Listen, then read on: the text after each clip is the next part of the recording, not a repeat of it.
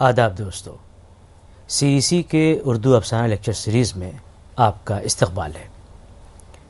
آپ جانتے ہیں کہ اس سیریز کے تحت مختلف افسانہ نگاروں کی افسانہ نگاری کے ساتھ ساتھ ان کی زندگی کے مختلف پہلوؤں اور ان کے دیگر علمی، ادبی اور فنی پہلوؤں پر تفصیلی گفتگو ہوتی ہے۔ پچھلے لیکچر میں ہم نے حیات اللہ انصاری کی ابتدائی زندگی کے بارے میں جانا اور ان کی علمی و ادبی خدمات کا ایک جائزہ بھی ہم نے آپ کے سامنے رکھا تھا۔ اسی سلسلے کو آج ہم آگے بڑھاتے ہیں۔ آپ جانتے ہیں کہ اردو افسانہ 20ویں صدی کی چوتھی دہائی تک پہنچتے پہنچتے اپنی تشکیل سے تکمیل تک کئی مراحل سے گزر چکا تھا۔ پریم چند نے اس میں وطن پرستی کے جذبات اور ماضی کی عظمت کا احساس پیدا کیا، اور آپ پہلی مرتبہ دیکھیں گے کہ انہوں نے شمالی ہندوستان کی دیہی زندگی کے نشے و فراز سے واقف کرایا۔ راشد الخیری اور پریم چند کی صحبت میں ہی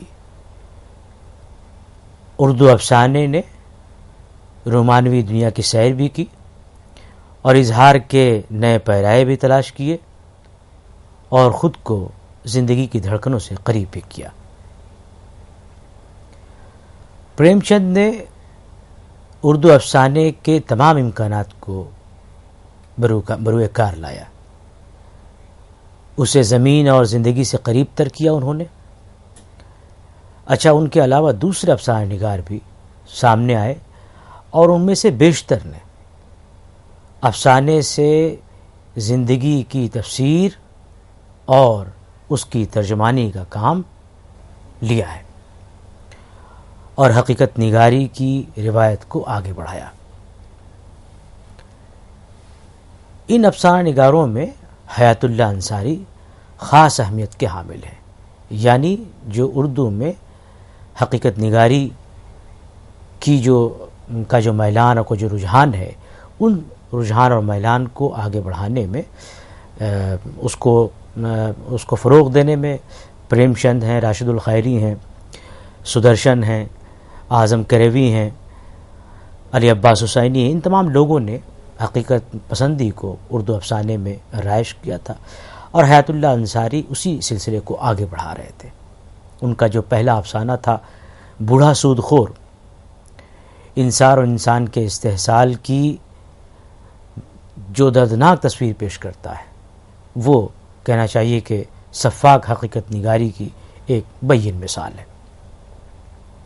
فن کے اعتبار سے تو جو ان کا افسانہ ہے بوڑھا سود خور، جو میں نے ابھی بتایا آپ کو، وہ کسوٹی پر پورا نہیں اترتا، اس میں خامی ہے، لیکن اپنی خامی کے باوجود یہ افسانہ قاری کے ذہن میں استحصال کے خلاف ایک خاموش احتجاج کی کیفیت پیدا کر دیتا ہے۔ اس کے علاوہ ان کے کئی اور افسانے بہت اہم ہیں، مثلا انوکھی مصیبت، ڈھائی سیر آٹا، کمزور پودا، ادا یا قضا، یہ سارے افسانے ادبی حلقے میں بہت پسند کیے گئے۔ ان افسانوں میں جو ڈھائی سیر آٹا کے عنوان سے جو افسانہ ہے، اور اس میں جو حقیقت نگاری کا انداز اختیار کیا گیا ہے، اس نے اسے اردو کا اولین مارکسسٹ افسانہ کہلوایا ہے۔ ناقدین نے اس کا جو مضمون ہے اور اس کا جو ٹریٹمنٹ ہے، اسے دیکھتے ہوئے یہ کہا کہ یہ اردو کا پہلا مارکسسٹ افسانہ ہے۔ علی سردار جعفری نے ایک مضمون اس زمانے میں لکھا تھا جس کا عنوان تھا جدید اردو ادب اور نوجوانوں کے رجحانات۔ اس مضمون میں انہوں نے اس عہد کے افسانہ نگاروں، مثال کے طور پر جیسے نیاز فتح پوری ہو گئے، مجنو گورکھ پوری ہوئے، اہل احمد اکبر آبادی ہیں، اعظم کریوی ہیں، ان پر تنقید کی تھی، اور یہاں تک کہ پریم چند کے افسانوں پر بھی تنقید کی تھی، لیکن وہیں حیات اللہ انصاری کے افسانوں کی تعریف کی تھی اور انہیں کامیاب بتایا تھا۔ اور کامیاب بتانے کے پیچھے جو اسباب بتائے، جو وجوہات بتائیں، وہ یہ کہا کہ ان کے افسانوں میں مقامی رنگ ہے. دوسری چیز ہے کہ اس میں جو زبان استعمال کی گئی ہے وہ بہت ہی سدھری ہوئی زبان ہے، بہت ہی صاف شفاف زبان ہے. اور تیسری چیز جس کی وجہ سے انہوں نے ان کے افسانوں کو کامیاب کہا تھا وہ تھی جزیات نگاری. تو مقامی رنگ، سدھری ہوئی زبان اور جزیات نگاری کی علی سردار جعفری نے اپنے مضمون میں تعریف کی تھی. 1936 میں جب انجمن ترقی پسند مصنفین کا قیام ہوا تو ظاہر ہے کہ اس دور میں جو بھی لکھنے والے تھے، جو بھی قلمکار تھے، وہ کسی بھی زبان کے رہے ہوں، وہ ان سب تحریکات سے متاثر ہو رہے تھے. حیات اللہ انصاری بھی اردو میں جو ترقی پسند تحریک شروع ہوئی تو اس سے متاثر ہوئے. ان کا پہلا افسانوی مجموعہ انوکھی مصیبت 1939 میں منظر عام پر آیا. اس وقت تک وہ ایک اہم ترقی پسند افسانہ نگار کی حیثیت سے بہت مشہور ہو چکے تھے. اس مجموعے کے اندر جو کہانیاں ہیں، ان کہانیوں میں، ان افسانوں میں بے لاگ حقیقت نگاری کا مظاہرہ کیا گیا ہے. ان میں کچھ افسانے اس مجموعے کی انوکھی مصیبت جو مجموعہ تھا، جیسے کمزور پودا، 2.5 سیر آٹا اور بھرے بازار میں، ان افسانوں میں جس طرح سے حقیقت کو پیش کیا گیا وہ ان کا خاص انداز ہے اور وہ ان کی پہچان بن گیا وہ انداز. حیات اللہ انصاری نے سماج کے مختلف طبقوں کا کافی قریب سے مشاہدہ کیا تھا اور ان کے مسائل کو مختلف پہلوؤں سے دیکھا، جانچا اور پرکھا تھا. اسی لیے ان کی نظر میں کسی بھی چیز کی خرابی اور خامی ان پر واضح ہو جاتی تھی، بہت جلدی معلوم پڑ جاتی تھی.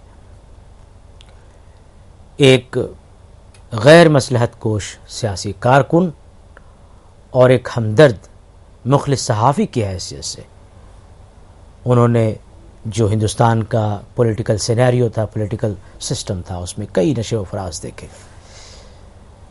سیاسی اتار چڑھاؤ دیکھے، بدلتی وفاداریوں کے مناظر دیکھے اور کلیش آف انٹرسٹ کی جو صورتحال ہوتی ہے اس سے بھی ان کو بھی انہوں نے سامنے سے دیکھا.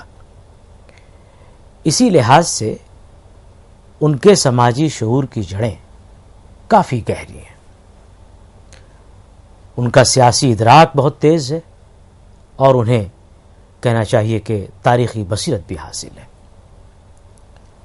اپنے جو دوسرے ان کے جو کنٹمپریریز ہیں ان کے مقابلے میں نہ صرف یہ کہ ان کی فکر میں زیادہ گہرائی ہے، بلکہ زندگی سے متعلق ان کا جو تصور ہے وہ بہت واضح اور پختہ ہے اور اسی مناسبت سے اس میں وسعت بھی پائی جاتی ہے. وہ افسانوں میں آپ دیکھیں گے کہ وہ اپنے افسانوں میں لوگوں کو رومانوی فضا آفرینی کے ذریعے نہیں بلاتے. جیسے کہ سجاد حیدر جلدرم کے افسانے آپ پڑھ لیں، نیاز کے افسانے پڑھ لیں، مجنو گورکھپوری کے افسانے پڑھ لیں، یہ سارے وہ لوگ ہیں جو رومانوی تحریک سے اس رجحان کے نمائندہ افسانہ نگار ہیں. تو چونکہ حیات اللہ انصاری حقیقت پسندی کے نمائندہ لکھنے والوں میں رہے ہیں، اس تحریک کے نمائندہ لکھنے والوں میں رہے ہیں، اس وجہ سے ان کے ہاں ہمیں وہ اپنے افسانوں میں اس طرح کی فضا نہیں پیدا کرتے کہ لوگ ان کی طرف آئیں، یعنی رومانوی فضا پیدا نہیں کرتے. ان رومانوی فضا کے مقابلے میں ان کے ہاں ذرا زیادہ کشادہ کہنا چاہیے کہ جو حقیقی فضا ہے وہ ملتی ہے. اچھا، اس فضا کی سب سے خاص بات یہ ہے کہ اس میں جو کردار کام کرتے ہوئے نظر آتے ہیں وہ کاٹ کے پتلے نہیں ہوتے، بلکہ گوشت پوش کے انسان ہوتے ہیں جو اپنے گرد و پیش میں بکھرے ہوئے مسائل سے گھبرا کر راہ فرار اختیار نہیں کرتے، بلکہ وہ جو زندگی کی جو کشاکش ہے اس کے درمیان ان مسائل کے ساتھ جوجھتے ہوئے نظر آتے ہیں، ان سے لوہا لیتے ہوئے نظر آتے ہیں. حیات اللہ انصاری کا ایک بہت اہم افسانہ ہے آخری کوشش.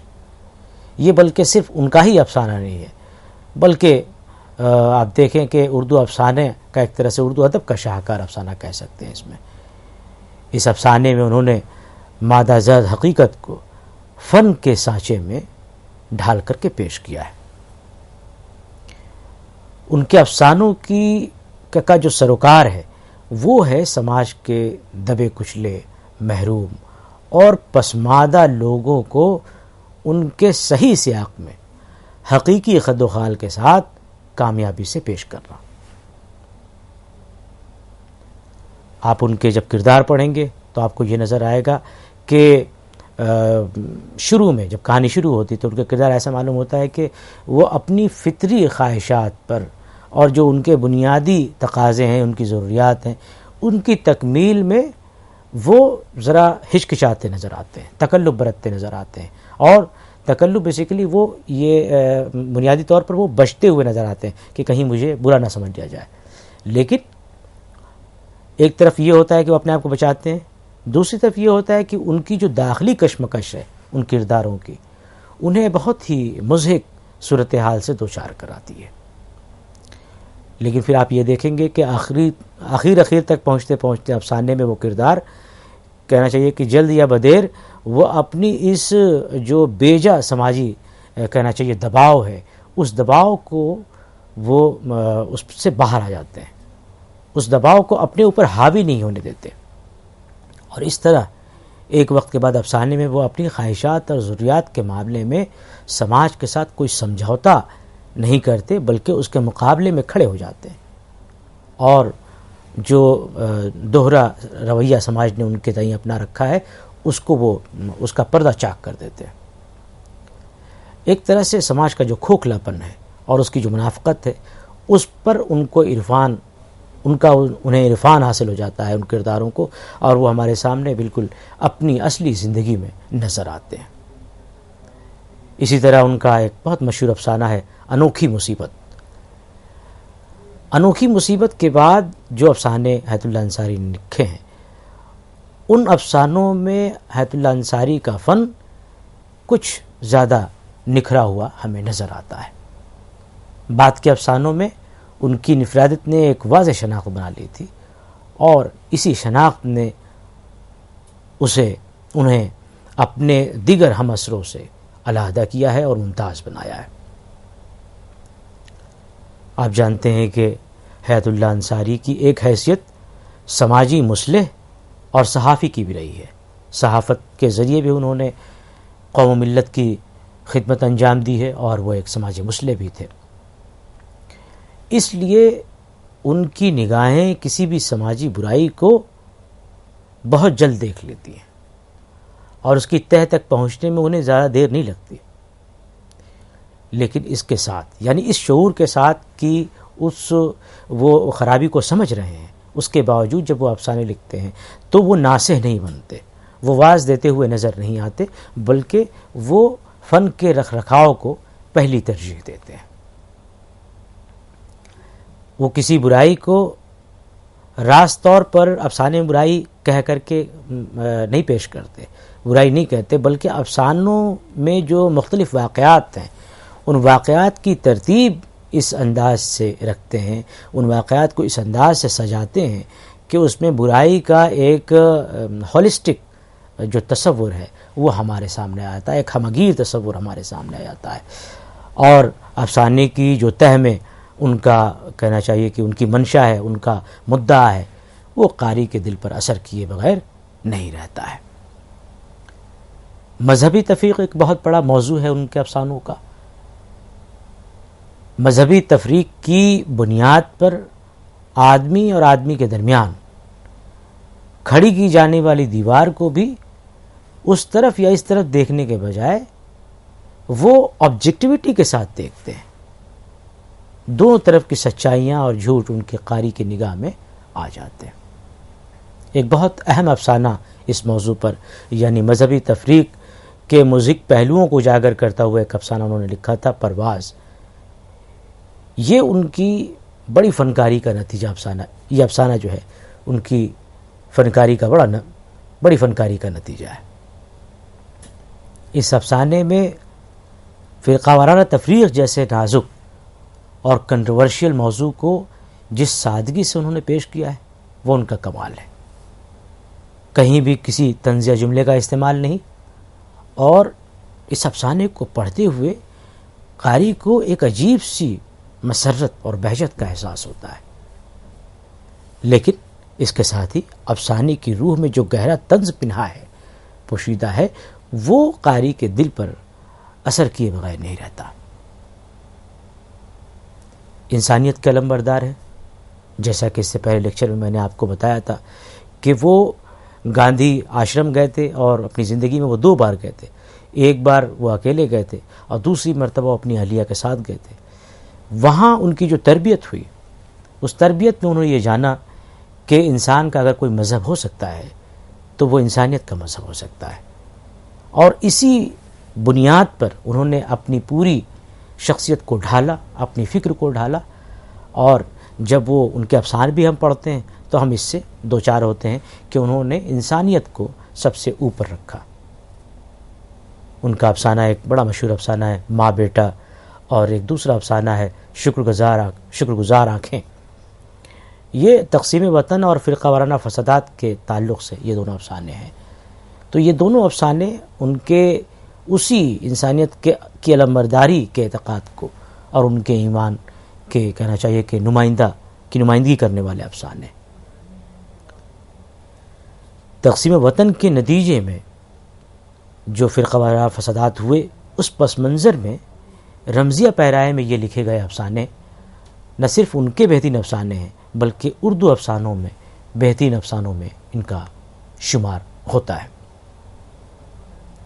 ماں بیٹا کی رمزیت، ماں بیٹا جو ان کی کہانی ہے، اس کی جو رمزیت ہے وہ کہانی کے خارجی حقائق میں پوشیدہ ہے، چھپی ہوئی ہے، اور شکر گزار اس کی تفصیل ہم ابھی آگے بتائیں گے آپ کو۔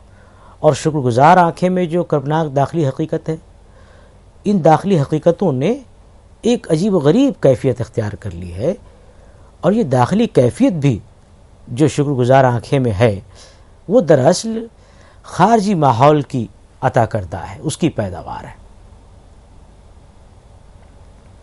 ان کے افسانے جب آپ پڑھیں گے تو آپ کو اندازہ ہوگا کہ شروع سے لے کے وہ شروع سے ہی مشاہدے کی باریکی، تخیل آفرینی اور عمیق فکر کے عناصر سے بے حد فنکارانہ انداز میں وہ اسے انجام دیتے ہیں۔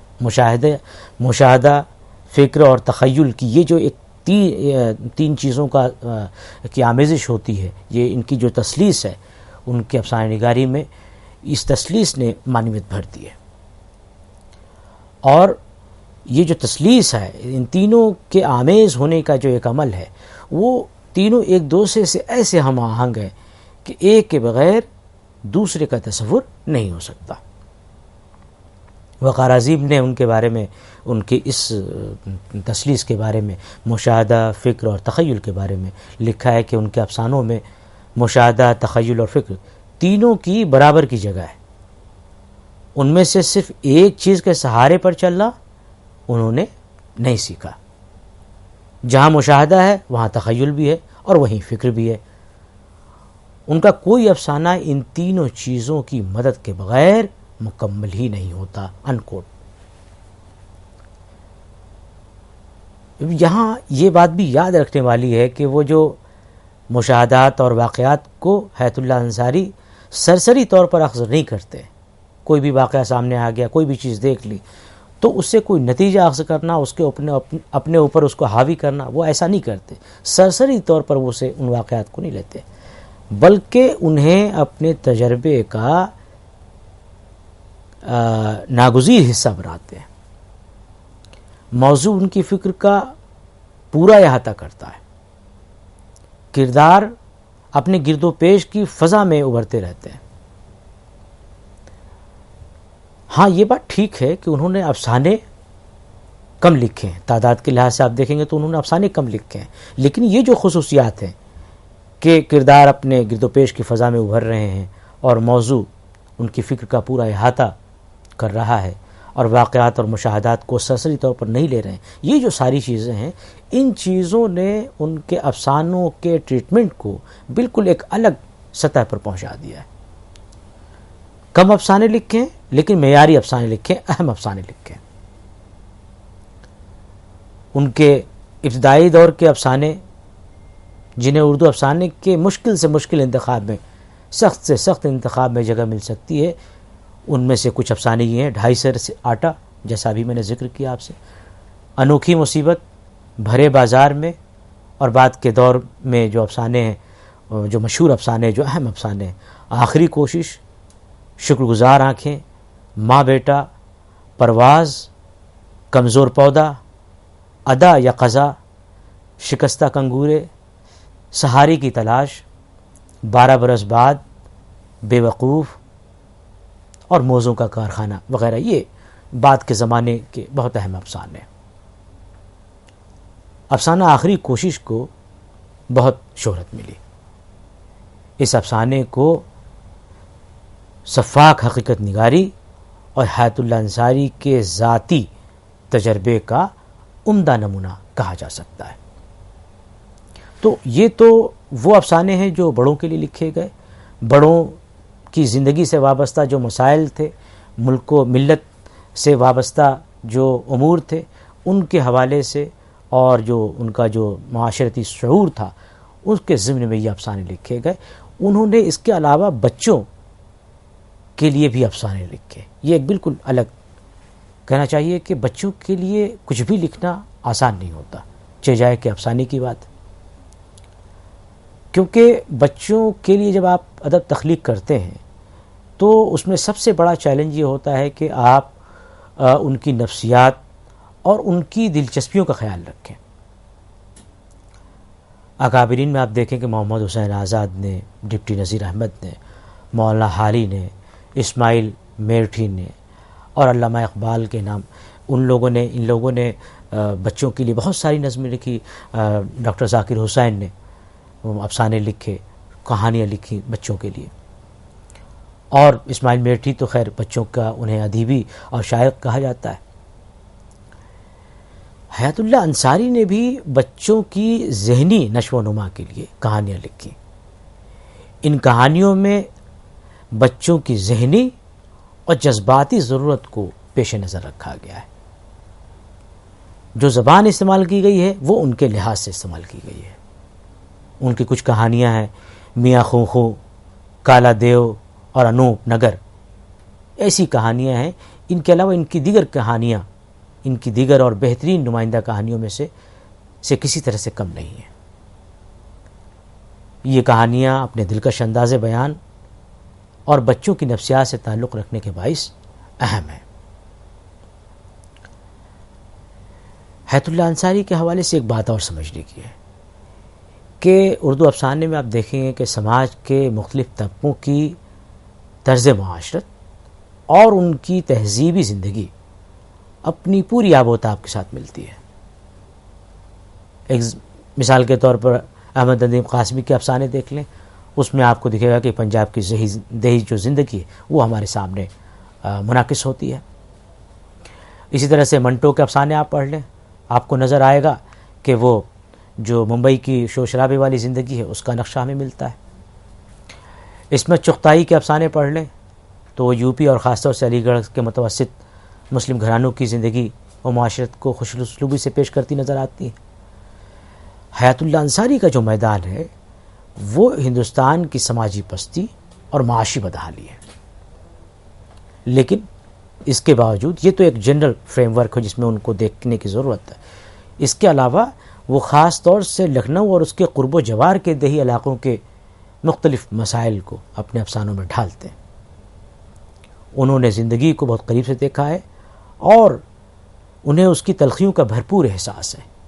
اور جب آپ 2.5 سیر آٹا پڑھتے ہیں تو اس میں امیر اور غریبوں کے نقطۂ نظر کا جو فرق ہے وہ واضح طور پر سامنے آتا ہے، اور پھر ان کا وہ شعور جو پختہ شعور ہے وہ بھی ہمارے سامنے آتا ہے.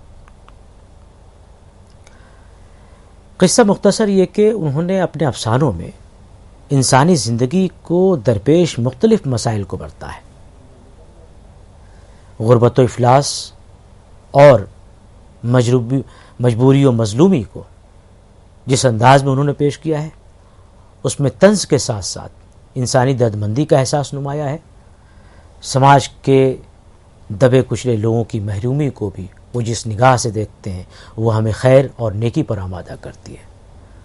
خواتین کو مرد اساس معاشرے میں درپیش مسائل کے ساتھ ساتھ تقسیم ہند کے نتیجے میں فرقہ وارانہ فسادات کے خونچکا منظر کو بھی اپنے افسانوں کا حصہ بنایا ہے۔ انہوں نے بچوں کی دلچسپیوں کو بھی ملحوظ رکھتے ہوئے کئی کہانیاں لکھی ہیں۔